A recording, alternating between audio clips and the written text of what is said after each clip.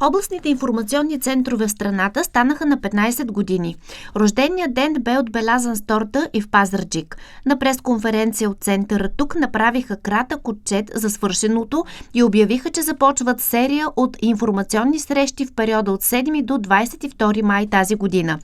Те ще се проведат в 12 общини на територията на област Пазарджик. Като темите ще бъдат две, да напомним на хората и да представим нашата национална кампания, която е по повод 15 години ОИЦ създаваме идеи с възможности, както и разбира се да им представим информация с предстоящи актуални програми и такива, които са в момента, за да могат те да се запознаят с тях и ако са така бенефициенти, които биха могли да бъдат допустими, разбира се, да участват. На срещите ще бъдат представени постигнатите резултати от дейността на областния информационен център през годините, както и актуалните предстоящи възможности за финансиране по европейските фондове за споделено управление до края на 2026 година.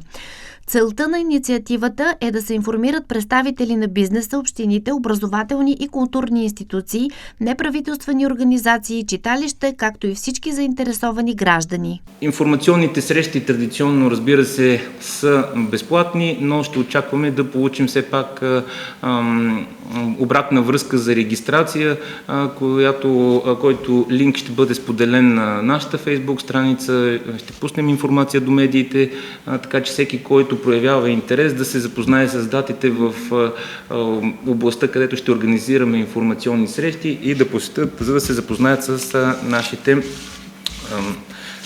нашите представения по отворените програми, предстоящи процедури.